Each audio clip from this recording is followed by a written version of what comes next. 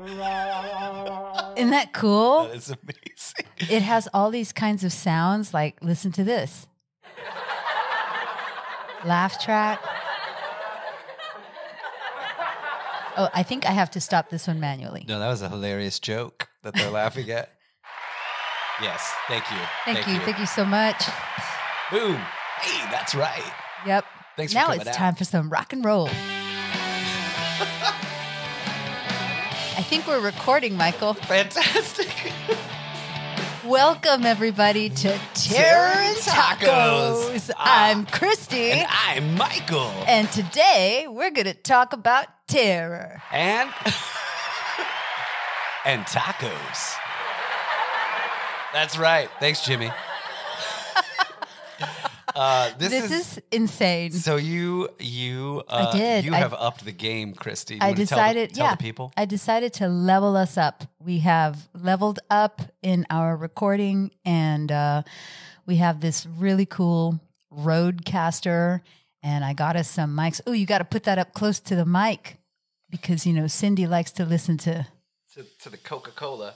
Oh, I can hear it. I know, it's crazy. Hello, everybody. We're going to do a very special ASMR episode of Terror and Tacos. I love that we could be an NPR show or like shitty morning DJs. Absolutely. I keep having this vision of us like those three idiot DJs in Lords of Salem. Yeah, totally. But without the possessed record. Maybe. We'll see. Yeah.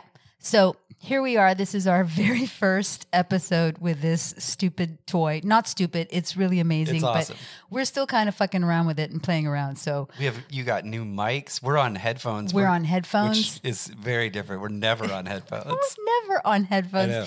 And you know, we're both big gesticulators. Yes, We both use our hands a lot. We are Latin people. We are. And we're both like super on the mic because with these new mics, you need to be like right on them. And it's like, I don't know how I'm going to be able to do this show without being able to move my hands. I can't move my hands. These microphones were made for wasps, Christy. These are wasp microphones. They are. They're for wasps. They're not for Latin people. It looks great. I'm so excited and so thankful that you just went out and did it, and you didn't tell me. No, I didn't. It was going to be a surprise, actually, and then I couldn't wait because we were going to come back live last time, and I was like, oh yeah, and then we'll come back live, and I'll have the new setup, and Michael will be just freaked out. And I went and I bought it over the weekend, but they didn't have it. Everybody's buying Roadcasters. Sure. So, you know, I had to put it on back order and I had to kind of piece a package together. So this is not the package that you get. I went out and thankfully my husband is a sound designer. Right. So he helped me put this together. And I'm really excited about it. And the great thing is that we have a whole other bank of these hot buttons. Yeah. So that if, you know, we eventually want to add other just sound other effects. sounds. Yeah, it's great. Let's see what's this one. I forgot. Oh, it's like magic. Yeah, it's like the beginning of our bath soap commercial. Is bath soap a thing? Is that a word? Bath soap? Is it? I don't know. It's just maybe just soap. Just soap. Yeah. I've been watching a lot of Downton Abbey. I feel like that's something they say on that. Bath soap? Fetch me the bath soap. Fetch me the bath soaps, Carson. So in honor of this new technology. Oh, yeah. We wanted to talk today about movies, horror movies that are like about technology that is supposed to be helpful or great or whatever. Right. But then turns evil. That turns evil. Because I had a question. I was like, is this going to make Terror and Tacos better? Or is it going to turn us evil? Yeah. Has it opened some sort of door to hell? Portal. I don't know. You know, so we decided to watch, I looked up 10 best movies about technology being evil. Mm-hmm. And, you know, I felt like the easy ones were Maximum Overdrive and Christine. Sure. I mean, it's a car, but that's still considered technology. Definitely. And I was like, that's the easy route. That's not what we're about. That's not what we're about. We're about, you know, doing things the difficult way. Absolutely. That's why we've succeeded. Yeah, if it's easy, fuck it. We're going to take the difficult road. Yeah. Let's put ourselves in the movie. Right. Exactly. let's not know how to make a movie and say we're going to make a movie.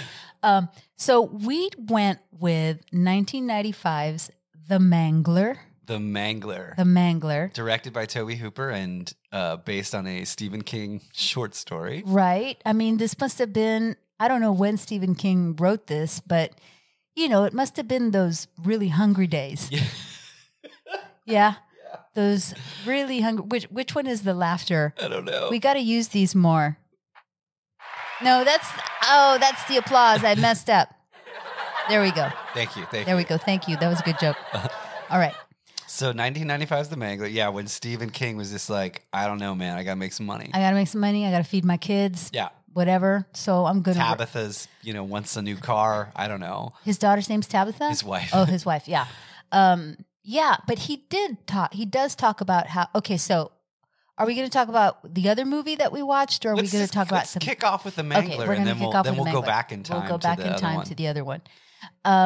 Yes, he did say that when he was a young writer and still trying to make it, was not Stephen King yet, he had to have many jobs, like all kinds of jobs to feed his family. Sure. And one of his jobs was working at a bulk laundry place, which I guess they exist. Yeah, so I mean, we'll just say The Mangler sort of centers around a bulk laundry place. Yeah. And I couldn't text you, or I didn't text you last night because I watched this very late. Very and I late. didn't want to wake you up. I did not know there was such a thing as like big laundry. Like Big Pharma? Like Big Pharma. Because it takes place in this bulk laundry, which I guess is a thing. I guess. King worked there, or maybe was a thing. But I can't imagine that the place where he worked had like a, Victorian-style piece of machinery. Right. And a boss that's like, we got more shipments coming in. You got to crank these sheets out. I was like, where are all these fucking sheets going? Like, I know. It's a small town in Maine. It seemed to me that was all they were washing. Yes, they were just washing sheets. They were just washing sheets. And you're right. I mean, because of course it's Stephen King, so it takes place in Maine. In Maine, yeah. And in this, fictional Maine universe that he's created. Actually, this is Derry, right? It's probably, yes, I'm going to say yes. I'm not quite sure. But. Yeah. The other thing that I couldn't figure out was, like, I think I told you, it was like, are these like 1930s worker women who are working in Victorian England, but also live in 1990s America? Yeah. Because I couldn't tell what the style of the movie was. So we open on this very like bustling laundry. Like, yes, this, but it's like gruesome, like industrial revolution factory. Like, God damn it, you won't take a break. We got to get these fucking sheets out. Like, I mean, that's like super important. Pretty much the dialogue. Yeah. And also, I love the idea of like, if you're going to have like, let's hire all 90-pound women to lift these very heavy things. Yes. So, they're working in these like Victorian industrial era, even the style of how it looks. Like, and the head of this place is Robert Englund. In makeup. In a lot of age makeup. In a lot of age makeup. Not the only actor who performs in age makeup in this. We get to that in a bit. There are quite a few. It's a very strange choice. And he has these metal braces. Robot legs? Robot legs. I don't know. Because he's got these braces on his legs and he walks with these canes. But then he throws the canes away. And like tightens the braces and then walks like RoboCop. And then he walks like RoboCop. Yeah. And still manages to be like rapey and gross. Totally rapey and gross. So he's because this factory is filled with all young women, right? Yeah. Right. And he runs it. He's the head of Big Laundry with robot legs and kind of a vague Freddy Krueger meets like Colonel Sanders accent. I don't know what it was. Like, you can't really understand what he's saying, but it was. I mean, I thought the exact same thing Aspen thought. I was like, this is Freddy Krueger Scrooge? Yeah, like 'cause Laundry Scrooge? She like not even half watched it. Like, no. Why would you full watch it? Yes, come on. It I was hard. had It was hard enough trouble. for me. Yeah, and so she was like playing a game on her iPad or whatever. But she looked up and she's like, "So is he Scrooge?" And I was like, "I don't know." It felt like it. I mean, no shade. I mean, it's like I love Christmas Carol, Of course. and I like the version that they do at the theater center here in Dallas every year. I mean, I've directed this version, but it reminded me of like the version of Christmas Carol that they do at the theater center, where it's like industrial and all the workers, walking around. Working on I don't know what, but they're sheets. working. They're just drying sheets. They're Christy. just drying sheets. Like, they're drying sheets. You've got to get these fucking sheets to the hospital. So honestly, that's where we open. If we had stayed in that world or style or tone, I could have at least gotten on board. Maybe, but then so there's an accident, right? Right. There's an accident where. These two worker guys, these two movers are moving an old-timey refrigerator that looks like a refrigerator from the very first refrigerators. I think it's the first refrigerator ever made. That ever existed, right? And I'm like, why do they still have this kind of refrigerator in the factory? And they're like, move the ice box. Yeah, move it. And they can't because it's heavy because it's like one of the first refrigerators ever made. They did not have light materials back then. No, they did not. It was like all Bakelite and steel. Yeah. And the girl, our I don't even remember her name. Like she falls up against. It's unimportant. Yeah. She falls up against the giant sheet folder steamer thing. Yeah, that I think is actually called a mangle. It is called a mangle. Mm-hmm. And she cuts herself. Uh-huh. And so the blood falls on the mangle. Yeah, it and does. Here we go. And so the mangle. Oh my God. Yeah. So the mangle or Mangler has. It's my favorite fucking thing ever. Has now tasted blood, Christy. Right. Although I get the feeling that it's tasted blood in the past. I got the feeling it tasted blood in the past, and it took me the entire movie to kind of figure out what was happening. And even then I was like, I don't believe it. No. And so it's tasted blood. It then essentially eats an old woman. Right. And I will say this in like Tobe Hooper fashion. For anyone who doesn't know out there, Tobe Hooper was insanely famous. He created fucking Texas Chainsaw Massacre. Right. Poltergeist. And then directed Poltergeist. Right. Yeah. I mean, and those are two. Poltergeist is a huge movie. I think Spielberg still gets a lot of credit for it because he produced. But I mean, the man conceived, he created Texas Chainsaw Massacre. Right. He's one of the most important filmmakers in the genre. It makes sense though. Now that I think about, I mean, it's like it's very it's very stylish, and in lots of ways, it's really beautifully shot. Yeah, and although confusing, beautifully art directed. Like it's not ugly to watch. No, I just don't understand it. No, and so when the Mangler, and we're still like in the first, 8 minutes of this thing. We haven't even told you who else is in the movie that makes you go, we haven't even met our protagonist yet. So the Mangler eats an old woman. And I was going to say, like, in pure Tobe Hooper fashion, like, it's fucking gory as shit. It's gruesome. It is gruesome because then it folds her like a sheet. Right. And I was like, okay, all right, Toby. All right, Tobe Hooper, I'll go with you. I don't know why you hired Robert Englund to play this role, but hey, cool, whatever. I like him. Great. I'm on board. So then there's an old lady. She's dead. So there's been an accident. We got to call the cops. Right. And who is the lead detective in this town, Christy?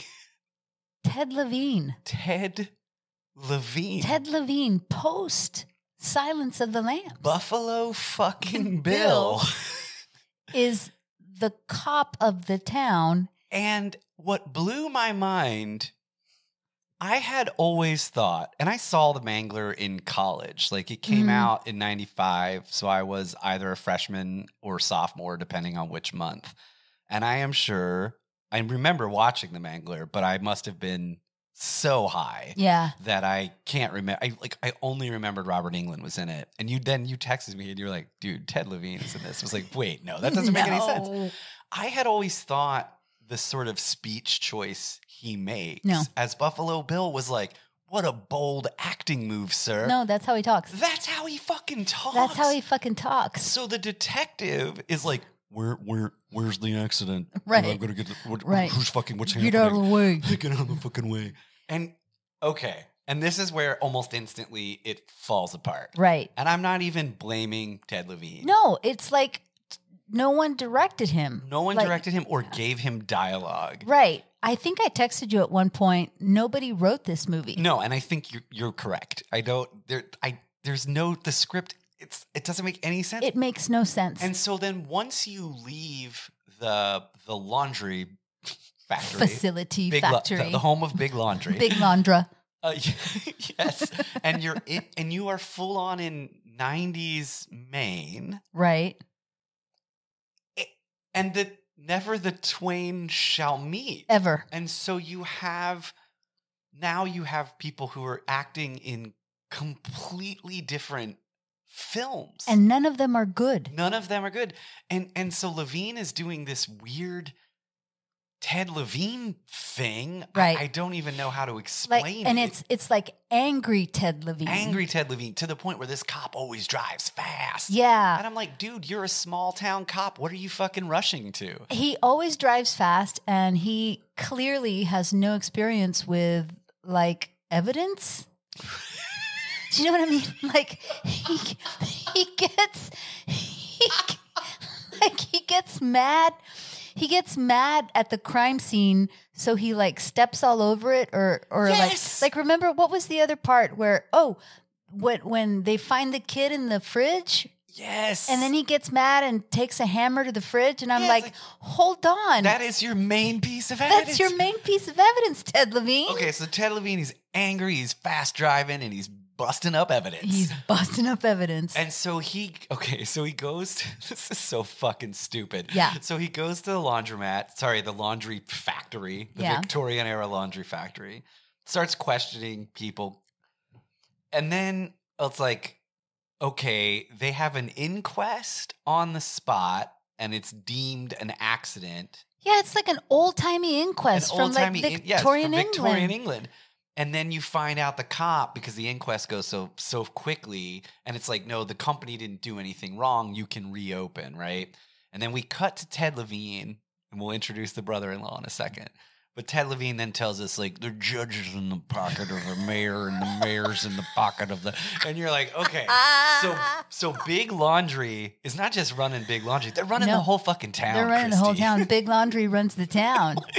Who knew there was so much money in clean sheets? And so then he's telling this story to his, I guess I don't know if it's still his brother-in-law. His brother-in-law. But his wife it's the brother of his dead wife. Right. Who has like a crazy yard. Yeah. And a bizarre and an accent to match. I don't. Where was he from? I'm just going to say Canada because it doesn't make any sense to me. It doesn't make any sense. I looked up this guy and I found a picture of him in like a bad Ren Fair costume. Yeah, and so I looked him, I didn't find that. That's amazing. I should have looked at pictures. So Ren Fair brother-in-law, he also wrote an early Tobe Hooper movie. So he was a screenwriter. So they must be friends. But okay, so Ren Fair brother-in-law is talking to Ted Levine, and it turns out that Ren Fair brother-in-law is a demonologist. Yes. Who lives in this little tiny town in rural Maine. And he has a PhD in, I don't know, demonology or some shit. Yeah, and he happens to know all of the stuff. Everything. For spells. He knows everything. And he lectures us on like what belladonna is. Right. And so it's the most important ingredient in most spells. You got to remember that. You got to remember that. Do you? I don't know. Yes, you do because of the Tums. That's oh my God, that's right. Okay. Yeah, they're not called Tums. They're not called Tums. But they're like Tums. But they look like aspirin. Yeah. So demonologist brother-in-law, Ren Fair demonologist brother-in-law. Right. Very quickly. He makes a very quick leap, Christy. You know, he does have like really sweet feathered hair though. He does. Yeah. He looks great. He looks great. I kind of was into what he was. It made no sense, so it made me love it even more. Yeah, like, well, what he was wearing. If we're gonna go into this, like, let's just be as fucking ridiculous. Yeah, as possible. he was like a cross between Ren Fair and Journey. Yes, It was kind of awesome. in 1995. Yeah, which was long gone, Journey. Right. Yeah. And so he very quickly makes the leap from there was an accident at the laundry factory Right. I don't know how he does it. to I think that Mangler's possessed by a fucking demon. Right. He makes the leap really, really, really quickly. Really quickly.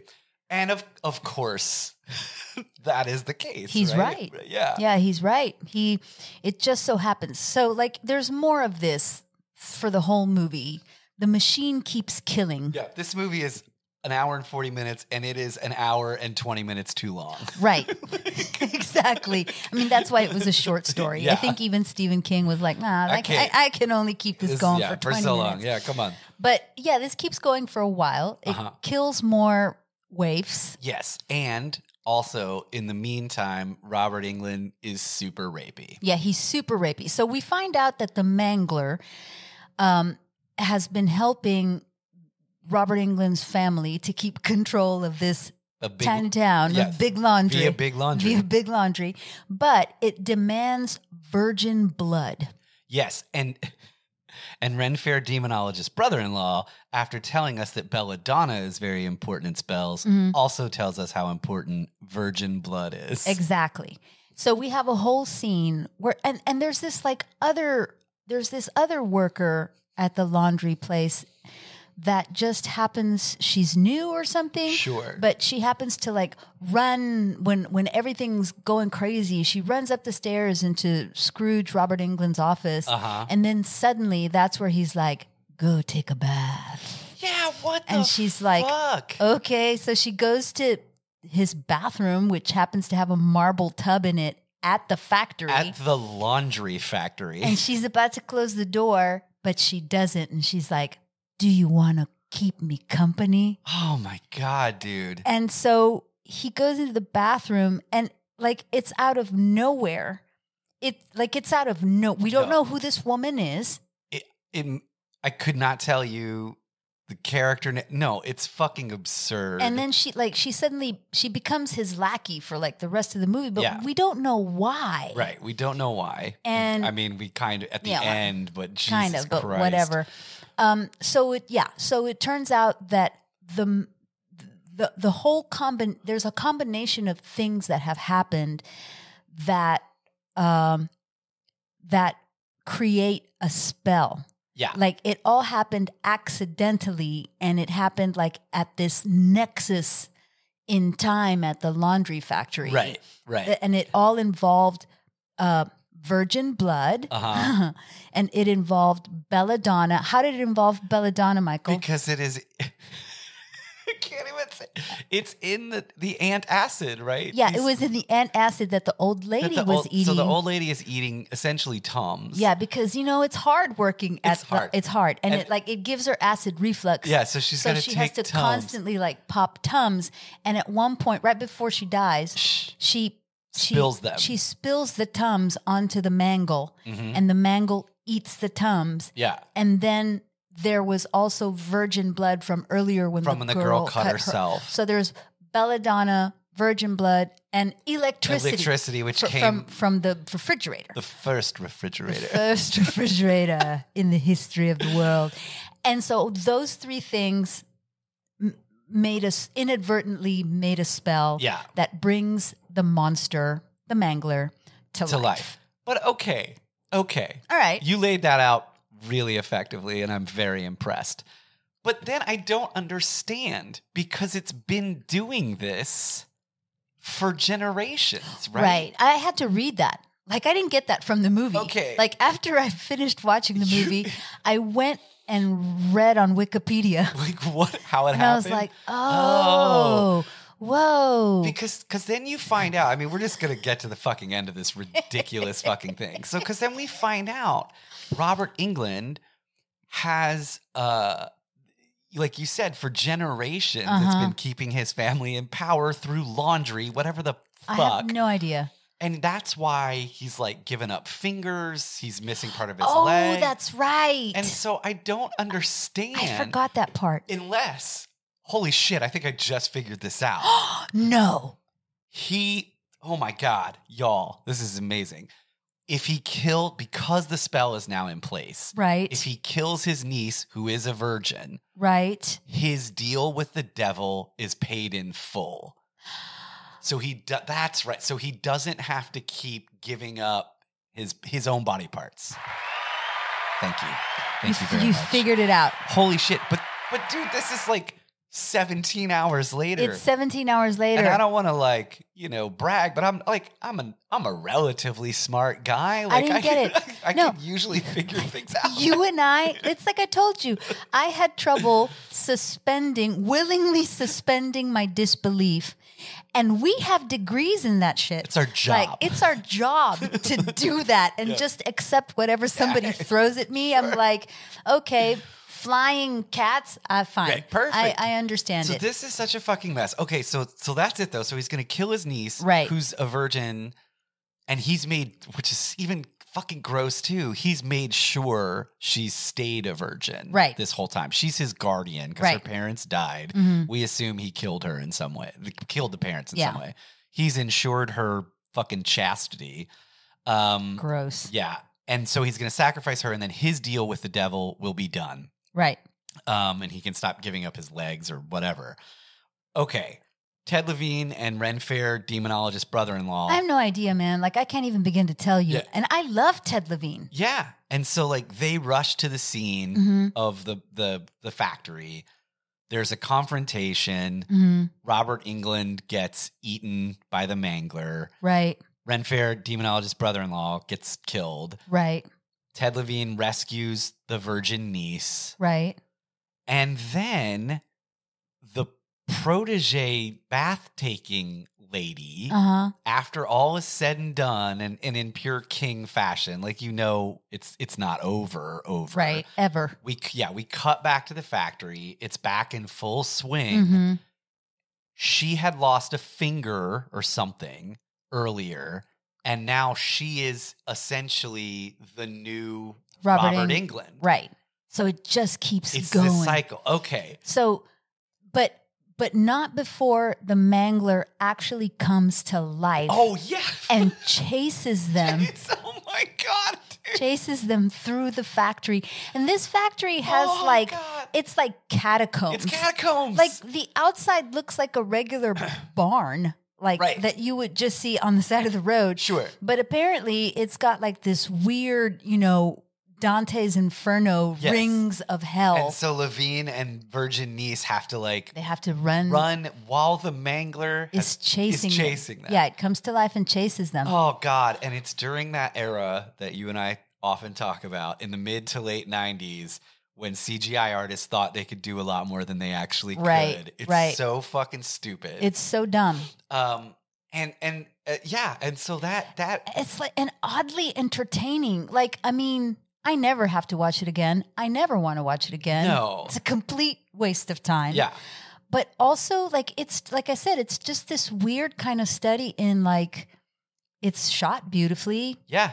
The costumes are nice. I mean, yeah, it's also a very straight, like, so, I mean, you have, I don't know, man, like, you have, again, not to reiterate, but like, a really important director, kind of reaching, I guess, the end of his career, or the sort of lower point in his career. And it's like, this guy can make a film, right? And he still does things that are cool and look cool. But then you're also like, why did he choose this story? Yeah, and did he show up on certain days? Like, it's such a weird thing. Yeah, it's very strange to me. I have to. I did not warn you of this because I just kind of want to see your face. Uh-oh. I read, I mean, it mainly got just fucking bashed, right? But not like, earlier this decade, I mean, probably like 10 years ago, whatever, RogerEbert.com, after Ebert, I think, was dead, Right. they looked back at movies that had gotten sort of shitty ratings, right? And one critic for that website said, this movie is on par with The Shining when it comes to Stephen King adaptations. Said along with The Shining is probably the best Stephen King adaptation. What? Like, what the fuck? What?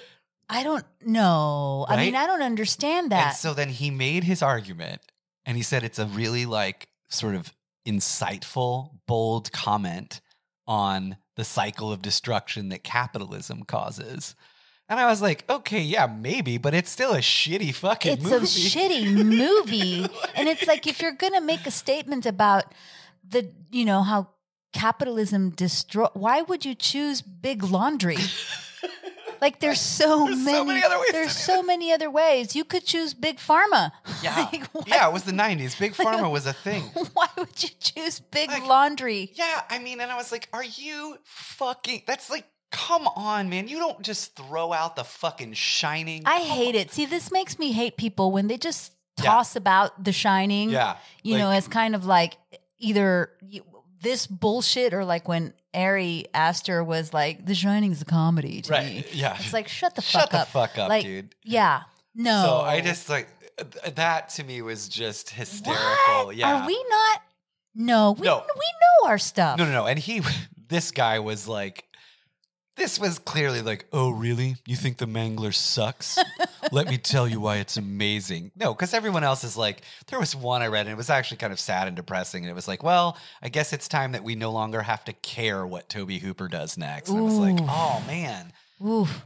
Because I was thinking, you know, maybe he was trying to test like new technology. Like maybe he was like, I'm Tobe Hooper and I can direct anything and people will come watch it because Poltergeist and Texas Chainsaw Massacre. Yeah. And I have all this money and I'm going to fuck around. I'm going to fuck around and try some things. Yeah. I'm going to put my friends in it. Right. Right. But even if that were the case, you're Tobe Hooper. Yeah. Like you could make a better movie. Yeah, and if you wanted to make this sort of stylized, and you said this, fairy tale kind of world of the factory, okay, then everybody needs to be in that movie. Right. And like, okay, so Robert Englund, look, it's Robert Englund, and I get that. If you need to put him in old age, we know him in makeup anyway. Like that's how, you know, most of us think of him as Freddy Krueger at this point, right? When this came out. So Robert Englund in wacky old makeup, fine. But then the cameraman, like the guy who takes photos of the crime scene, with an old-timey camera who also might be a prophet, like whatever. Right. He's in old age makeup because he also plays the Undertaker. That's so weird. But like, why make that fucking choice? Like, what the fuck is happening? Like, what does that mean? Also, that, you know, just the old-timey camera. And I love shit like that. Like, sometimes I just want to have something in the play that because it pleases me. Absolutely. But I couldn't get on board with kind of like the old-timey thing. No, because sorry, I'm messing with my microphone. No, you got to fix it. Go. There you go. You found the sweet spot. It's because nothing. It just doesn't make any sense. Nothing made sense. Any sense. So, nothing made sense. So that's 1995's The Mangler. It made no sense. Right. It made no sense. Speaking of not making sense. What was the next movie that we chose? Was a little picture called Demon Seed. The Demon Seed, starring Julie Christie. Oh my God, starring Julie Christie, who is arguably one of the most beautiful women to ever grace the silver screen. You know, when I was very young, I know she's in Dr. Zhivago is what made her famous, right? Mm-hmm. So when I was very young, the first thing I saw her in was a Warren Beatty movie called Heaven Can Wait. Oh, yeah. And it was like a movie my father really loved and that I could watch because it wasn't too dirty. Yeah. And that is one of those, I know I bring this up a lot, and everyone's probably like, why does this gross fucking guy always say this? But like, she's one of the first people where when I was younger, I was like, something's happening. I don't know what. She's stunning. She's stunning. She's Julie Christie, and she's man. still stunning, quite Absolutely. frankly. She's in the Harry Potter movies now. Yeah, and you're still like, wait, what? That's not right. Come on. Yeah, she's still gorgeous. So, okay. All right, so here we go. Demon Seed. 1973 or something like that. Fritz Weaver. Based on a Dean Koontz novel. Right. So if there is, I don't want to say an heir to Stephen King, because the man has no heir. No. But if there was like hey, we can't get Stephen King, who's a horror writer. Right. Dean Koontz is kind of that guy, right? Yeah, In the Dean 70s, Koontz, 80s, and 90s. Yeah, he wrote a lot of horror stuff. And a lot of it's, good. He's really good. Yeah. This movie is about a scientist who has created like a super brain, a super computer brain. Yeah. Called Proteus. And Proteus lives in like this giant factory in Southern California. Yeah. And this is obviously, so this is the early 70s, and at least in the terms of the movie, clearly people are very afraid about artificial intelligence. See, this is what I was thinking, because I had seen Demon Seed early in the pandemic. Back in the early demic? Back in the early demic. And I was excited to watch it again because I remember liking it for how ridiculous it was. And I was like, oh, I'm so glad Michael's going to watch it. We're going to have so much fun.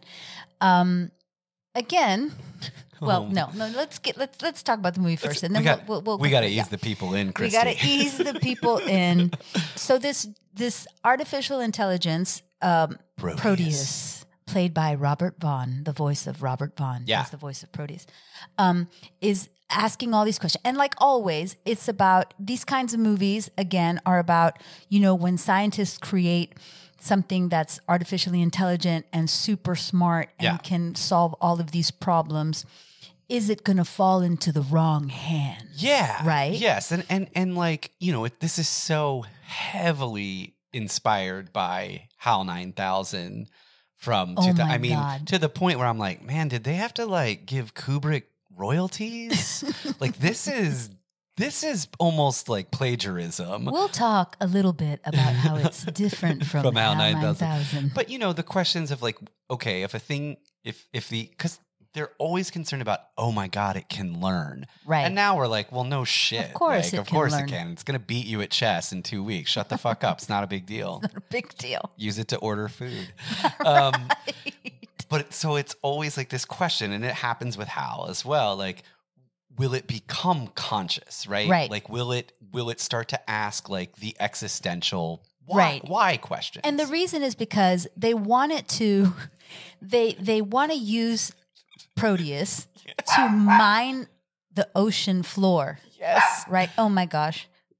Roxy's very upset about something. It's going to mine the ocean floor. For minerals. Minerals and ore. And so Proteus. But it also might cure leukemia, Christy. Yes. It's already discovered a protein in a matter of hours that can cure leukemia. And of course, Big Pharma's not going to let that happen. So that's a waste of time. But neither's Big Laundry. So Proteus begins to ask questions of like, why? Why am I mining the ocean floor? Right. And the scientist says, well, that's not your business. Right. You just do what I tell you to do. And of course, Proteus is like, son. That's not going to fly. Right. And so it just so happens that the scientist is going off on some convention or something that. It's very convenient. It's very convenient. And Proteus says, I need, what am I talking about? I need somewhere to operate from. I need somewhere to ask these questions He needs his own, because everything is monitored by this company, right? Mm-hmm. And so he wants something private. Like, you and I are clearly computer experts. He needs a thing. He needs like a thing, like a private to thing. like operate from. But so he wants to start learning on his own. On his own. And they don't want to let him because now he's beginning to ask questions like a fucking toddler. Yeah, this son of a bitch. Like, shut up and mind the fucking because ore. I'm your mom, and that's why. So make me some money. So yeah, and so the doctor at first doesn't want to, but then kind of does, right? And says, okay. And he tells the other guy, his assistant, like, just turn it off for the day. Yeah. Or for the weekend or whatever. But Proteus finds a way to connect his super brain to the computer monitor or computer system that is in the home of the doctor. Yeah. And the doctor is married to super hot Julie Christie. World-class psychologist. Yes. Julie Christie. So Julie Christie, one of the most beautiful humans in the world. Also in this film, one of the greatest psychologists in the world. Now, I will say this. I thought one of the most interesting things about this movie, before it goes absolutely off the fucking rails, was her hair. God, she really is pretty. Was honestly, like, I'm always interested or intrigued. Like, dude, they kind of called the voice activated automated home. Yeah, they totally did. I mean, it might as well have been Alexa. Yeah. You know, and so they already live in the future. Yeah. Like, and I was like, I mean, I'm sure people were talking about that back then. And, sure. And probably in the 50s and 60s as well. But like, they have, it's called Alfred, which is very like butler, and it has a British accent or whatever. Mm-hmm. And she's British, so that works. It works. But it's like, yeah, it's basically Alexa or like Google Home. Yeah, and right. I was like, wow. So it's like you can walk around and go, Alfred, open the refrigerator. Yeah. Or Alfred, turn on the lights or whatever. And Alfred does that. And then there's also like a wheelchair butler that has an arm. Yeah. Because apparently these two people can't do a fucking thing. They can't do a fucking thing. And they need a wheelchair butler that has a robot arm that does things for you. Also, what about that little cabinet next to the bed that like, where's the food coming from? I don't know. That was like Star Trek level shit. I know. It's it was like, here's your breakfast, madam. I know. What it's the like, fuck? The tray comes out of the fucking wall.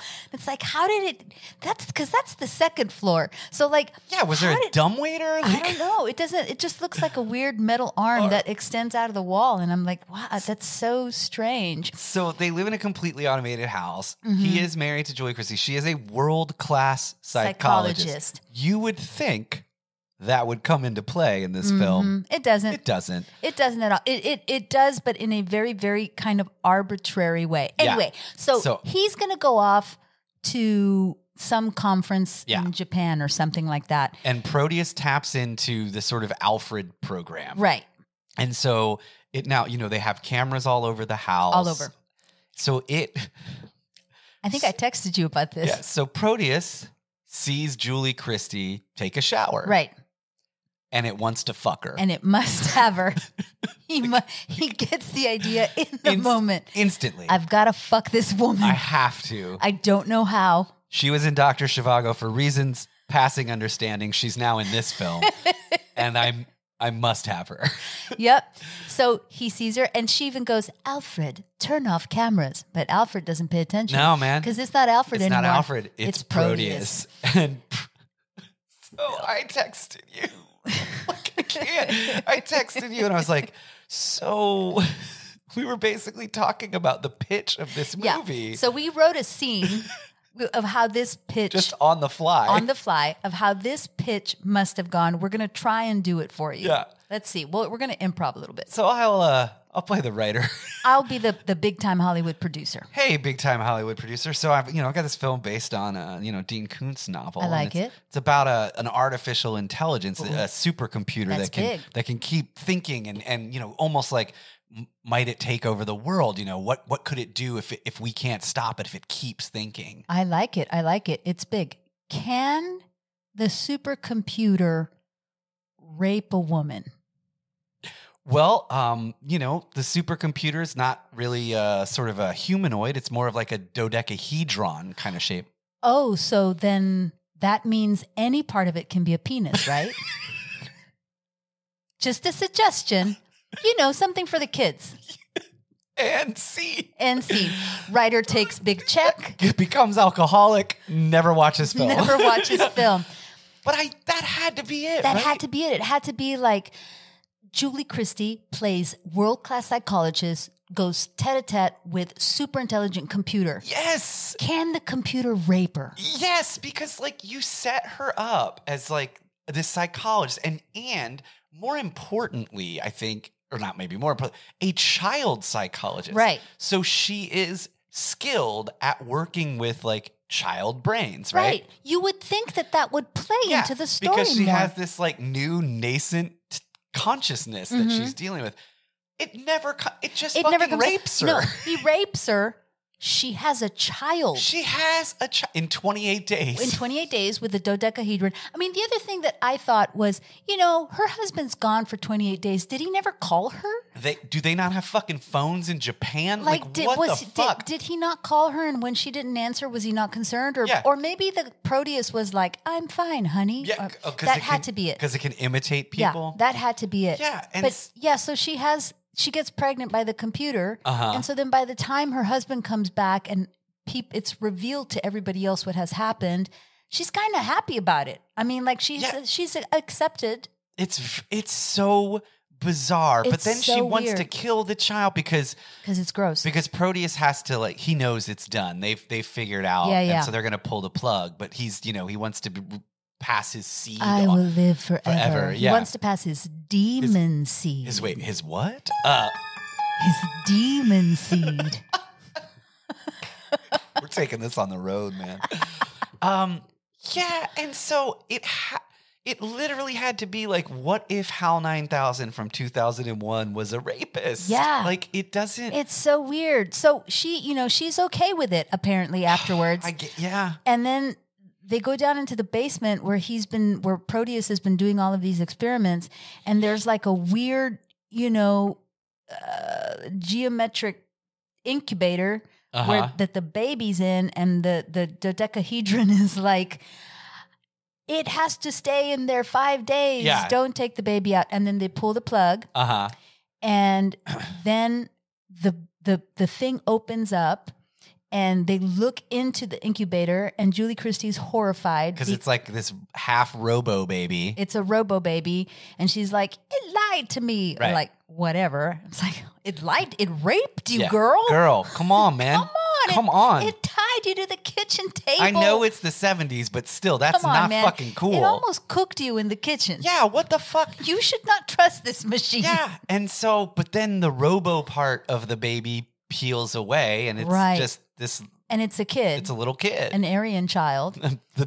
And then the kid opens its eyes, and in the voice of Proteus, this is like the voice of Robert Vaughn, also fucked with to make it sound like a computer, right? Coming out of this child, I'm alive. I laughed.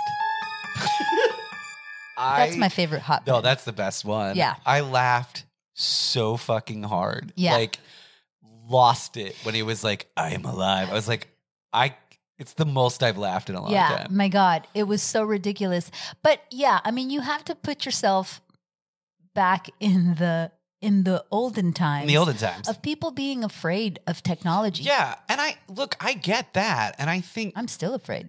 I also want to point out, because I don't want to miss this opportunity, much like the Mangler, the dodecahedron comes to life and starts running around. Right. Okay, now there was that one part where when Walter comes over, because she notices that something's wrong with Alfred. So she calls the computer guy that's in charge of like the big giant brain at the company, because he has time to come fix her house computer. Well, I'm going to be honest. If Julie Christie that's calls, that's what I thought. Come help her with her computer. Yeah, that's what I thought. And so he's like, I'll come over for lunch. And so he comes over, something's weird. He comes back to check on her. The dodecahedron traps him in the basement and snaps his head off. Decapitates him after. That was pretty good. After trying to use wheelchair robot arm to take him out. But he fucking duels wheelchair robot arm. Yeah. But then ultimately dodecahedron decapitates him. Yeah. That was pretty great. No, it was. It was pretty great. But it is, again, like... I just don't. It's like I texted you this and I said this movie to me is Hollywood in a nutshell, because it borrows so heavily from 2001. Down to like the psychedelic like trip. Yeah, I mean, there's a scene that is essentially like a shorter version of the Jupiter and Beyond, right? Right.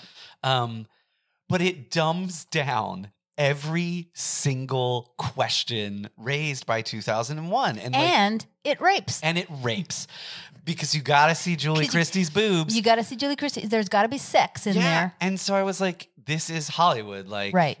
Well, yeah, we love a lot of 2001, but it's real thinky. It's real thinky, and there's not enough boobs. Yeah, and Stanley and blah, blah, blah. Like, Keir Dullea is good looking. But he's no Julie Christie. His tits are not like Julie Christie's. And so that's what this becomes. And it's like, why is she a child psychologist? Like and they keep showing, of course, in true 70s fashion, like the computer's winning at chess, right? Because that's like a huge fucking thing. Right. Once it can beat you at chess, oh my God, we're all going to fucking die. It's like, well, it can shoot you from the sky. I wouldn't worry about the fucking checkmate it just laid on you. And so even in like basic Hollywood storytelling terms, like in the most big, you're like, oh, this is going to be a chess match. Right. Between the world-class child psychologist. Right, who's going to outsmart this new brain. Because human brains are still superior. Yeah. No. Because they're not rigid or whatever. No, but she's a woman and she has woman fever. So the only point of her is how hot she is. And babies make her crazy. Yes. So, she's a woman. And she lost a baby one time. Yes. So babies make her crazy. Babies make her crazy. So suddenly all of that intelligence goes out the window. And then robot rape becomes okay. It becomes all right. It's a lot. It is a lot. Mm-hmm. And also like, man, it's a kind of a weird, sad statement that we watched two movies that are made over like a little over 20 years apart, right? Uh-huh. And they're still kind of about rapey machines. Yeah. There's in someone's fantasy. It's someone in Hollywood still wanted to see machines doing it to a woman. Yeah. And I kind of just be like, look, hey man, you just go write in your journal about how much you want to fuck Julie Christie. Right. You didn't need to make this whole movie. You didn't have to make this movie. You didn't have to make this whole movie about it. Yeah. It's so, and it's all so know. We all know. Right. Like, come on. Right. I just wonder if sometimes she was like, I was in Dr. Zhivago. Yeah. Oh my God. I don't know. I don't know. And like, it's not like this movie had money. I mean, they both had money. Yeah, they both had money. And it's like, it's a weird title, but that's the title of Kuntz's book. But it is a film. Like they had a lot of money. Right. And it's like, yeah, I mean, this was. So I wonder if she thought, I don't know. I mean, I don't know. I don't know. Maybe you just got to cash a check. Yeah, you just got to cash a check. And sometimes, you just are part of that culture of Hollywood, right? And you're like, okay, yeah, there's a robot that's going to rape me. Yeah, I got to make this movie. Whatever. Because I was in Dr. Zhivago. Not all the movies are going to be Dr. Zhivago. Right. And like In Heaven Can Wait, I got to play opposite Warren Beatty. Yeah. Who's like the male version of me. Right. And I made Julie Christie, not me. Oh, Warren. We have a lot in common. Okay, so like if you had to recommend one of these movies to our listeners, like for just enjoyment, I would go Demon Seed. I would go Demon Seed because also. There is because it is more of a film in my opinion. Sure. I don't know. And it's it'll anger you. Yeah. But it is more of a film, and also it is batshit crazy in a way that only movies in the 70s can be. Yeah. Like, I know we say this a lot, but like whatever cocaine they were doing in the 1970s and 1980s and Quaaludes, like I don't know what the fuck is going on, because you get a mix of like the best movies, some of the best movies ever made, and some of the worst fucking some movies of the most ever made. Ridiculous movies ever made. That had money behind them. Right. Like it's also a time period where, I don't know when this happened. Maybe it happened in the 80s because it was, before then too, but like in the 80s, the horror genre suddenly became for like teenagers and kids. Yes. And maybe it's because send them to the mall. They can go watch a horror movie, whatever. And or they can rent it. Right? But in the 70s, they were making horror movies that were still like, you know, we've talked about it before, like The Changeling, Yeah. The Omen, The Exorcist, where you had like A-listers Yeah. and A-list directors making these movies, and they were not looked down upon. No, I mean, even with you know, with Demon Seed, yeah, this, look, we've sort of reduced her to being a hot lady. Dude, Julie Christie, man. Right. And then, yeah, you talk about The Changing, it's like George C. Scott, and The Omen is Lee Remick and Gregory Peck. And like, you know, these are Ellen Burstyn. Yeah. These, and God, I even had, I read this just the other day, like, the guy who plays Father Damien, who's Jason Patrick's dad, and I can't remember his first name. You know, he won the Pulitzer Prize for drama that year. Like, these are, and then they were like, fucking get me Max von Sydow. Like, right. It was a different thing. And there's something. So some of them are bonkers. Some of them are absolutely fucking bonkers because they don't have to worry about selling to tickets to 15-year-olds or whatever. And they're like, everybody's going to love, I mean, there's fucking robot rape. This is going to be amazing. Yeah, it's going to be fantastic. And so, yeah, you get just batshit stuff. And this is one of them. Yeah. So I would absolutely recommend Demon Seed. I mean, it's a story that you can follow. You can follow it, yeah. It, you know, it's going to anger you because of the rapiness of it. Yes, definitely. But it is definitely a story that follows linear, Aristotelian, you know, principles of storytelling, and unlike the Mangler. And look, Julie Christie on her worst day is still better than where's the fucking Mangler? It's a fucking Mangler. Right.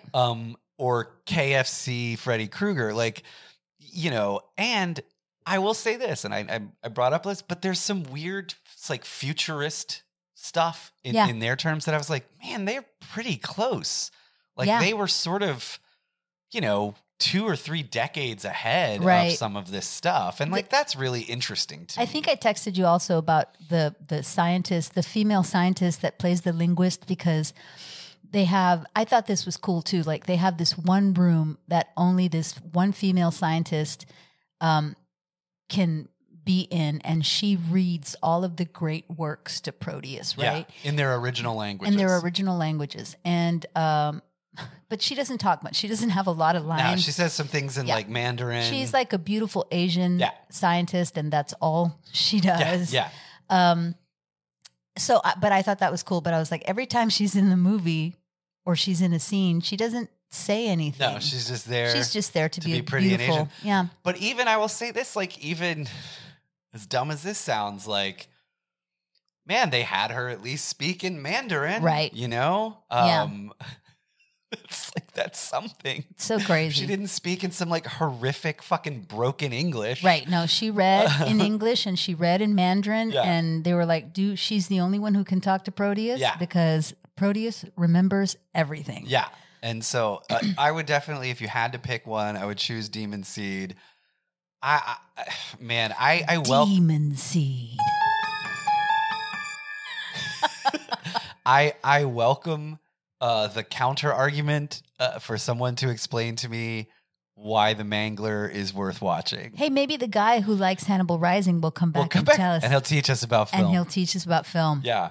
Hey, what kind of tacos did we have today? You picked them up at Cesar's. Is that correct? Yeah, it's right down the street. It's on Live Oak. It's like maybe right across the street from Tacos La Banqueta. We had never had Cesar tacos before.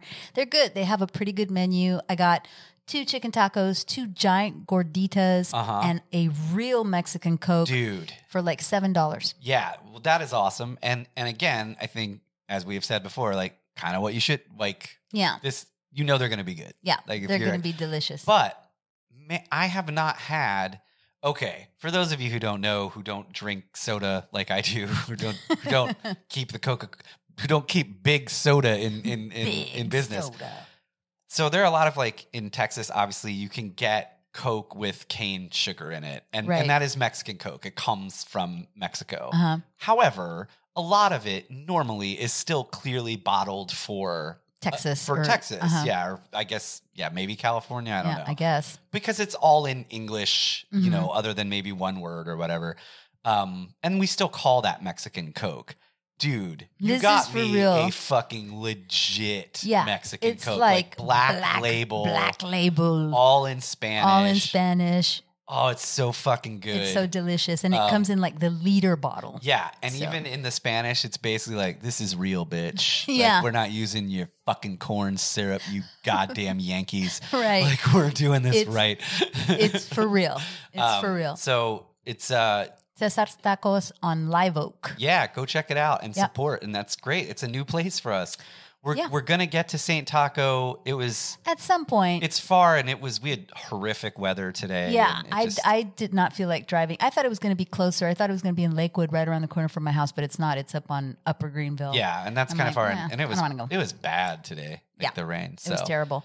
What are we going to talk about next time? man, I've got, okay, let me push all these buttons because I don't know exactly. Okay. do it. Oh, look, man. crickets. That's for when we say something that's not funny. So, Never. It'll never happen. Ooh, nice. nice. That's Rim shot. rim shot. We gotta go with that. We got to find a way to do rim shot. I mean, That's come my on. favorite. That's my favorite. That's gonna put Jim. Sad trombone. That's going to put Jim. No, this is the one that's going to put Jim John out of business. Yeah. Yeah. Welcome back. Welcome back to Terra and Tacos. What are we going to talk about next time, Michael? Well, Christy, I'm gonna say this. I have super enjoyed watching 3 shitty fucking bonkers movies in a row.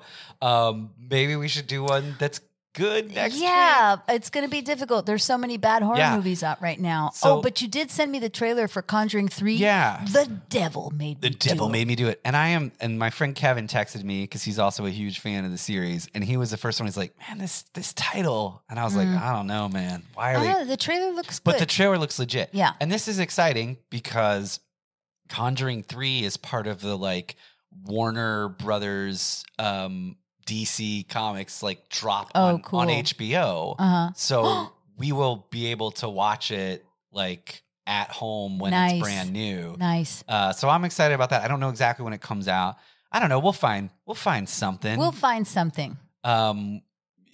But yeah, I don't know. There's something about I have always secretly loved shitty movies. I think that maybe it doesn't have to be for next week, but I think, one of the first things we watched in the early pan, what did you call it? the early demic. Yeah. Early I remember demic. those days. Yeah, Empire of the Ants.